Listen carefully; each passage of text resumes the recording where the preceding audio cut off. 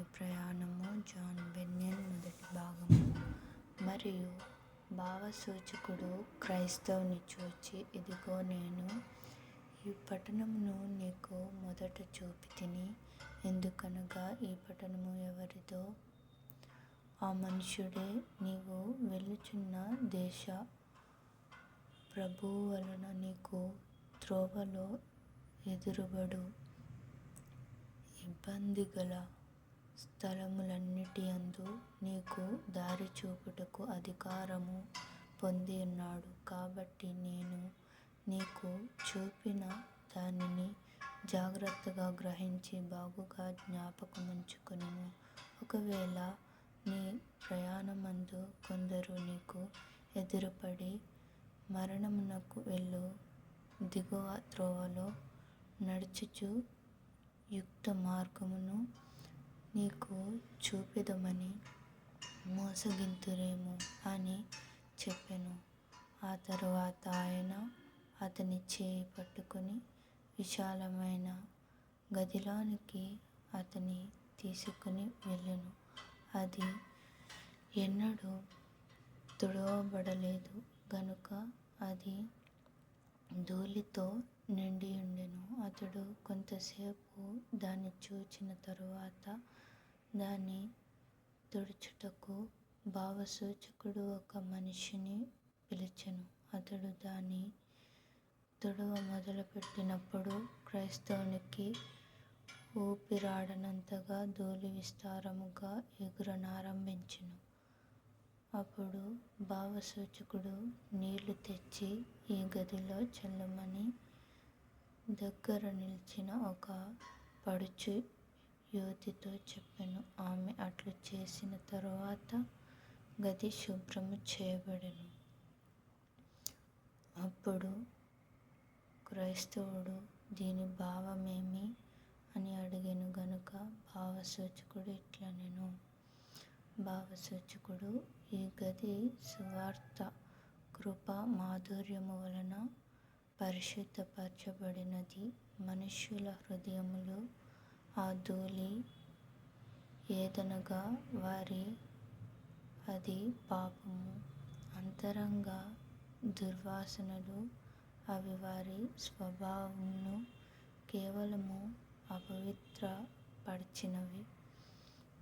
మొదట తుడవ మొదలుపెట్టినవాడు దేవుని బోధ, నీళ్లు తెచ్చి చల్లిన పడుచు యువతి సువార్త. ఆ మొదటివాడు తుడవ మొదలుపెట్టగానే ధూళి బాగా ఎగిరినందున దాని వలన నీవు ఊపిరి సాధారణముగా పీల్చలేకపోతివి. అతడు గది తుడవలేకపోయెను గదా. కాబట్టి దేవుని బోధ పాపమును కనుపరచి నిషేధించును గాని దాని జయించుటకు బలపరచదు.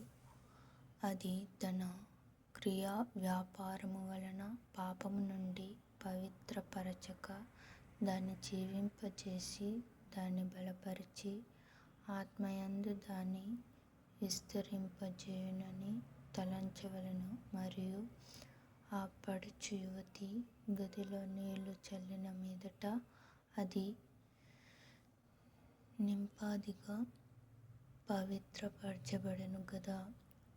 అదే విధముగా సువార్త తన మధురమైన అమూల్య ప్రేరేపణలను హృదయములోనికి ప్రవేశపెట్టి ఆ చిన్నది నట్టింట నీళ్లు చల్లి ధూళిని అణగగొట్టినట్లు విశ్వాసము మూలముగా పాపము తుడిచివేయును, ఆత్మ పవిత్రపరచబడును. అదే మహిమగల రాజు నివసించతగినదే అని నీకు బోధించు గురుతు. మరియు నా కలలో నేను చూచినది ఏమనగా, భావసూచకుడు క్రైస్తవుని చేయి పట్టుకొని ఒక చిన్న గదిలోనికి అతని తీసుకుని వెళ్ళెను.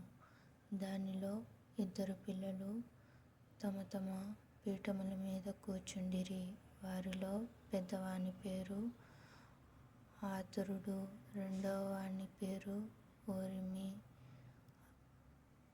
ఆతురుడు మిక్కిలి అసమాధానముగా ఉన్నట్టు కనబడెను, ఓరిమి బహుశాంతముగా నుండెను. క్రైస్తవుడు వారిని చూచి ఆతురుని అసమాధానమునకు కారణమేమని అడిగెను గనుక భావసూచకుడు వాని పరమ వస్తువుల నిమిత్తము వచ్చే సంవత్సరాది వరకు వాడు ఉండవలెనని వాని అధికారి కోరెను. కాని వాడు అవన్నీయు ఇప్పుడే కావాలని కోరుచున్నాడు. ఓరిమి అప్పటి వరకు వేచియుండుటకు సమ్మతించెనని చెప్పెను. అప్పుడు నేను చూచుచుండగా ఒకడు అతని యొద్దకు ఒక సంచుడు రూపాయలు తీసుకుని వచ్చి వాని పాదముల యొద్ద వాటిని కుమ్మరించెను. వాడు వాటిని తీసుకొని దాని వలన సంతోషించి ఓరిమిని ఎగతాళి చేసి నవ్వెను. కానీ నేను చూచినప్పుడు కొంతసేపటికి వాడు ఆ సొమ్మంతయు వ్యయపరుచుకొనెను గనుక చినిగిన గుడ్డలు తప్ప వానికి మరేమియో లేకపోయెను. అప్పుడు క్రైస్తవుడు భావసూచకుని చూచి, క్రైస్తవుడు దీని భావము నాకు మరింత తేటపరచుము అని పలికెను.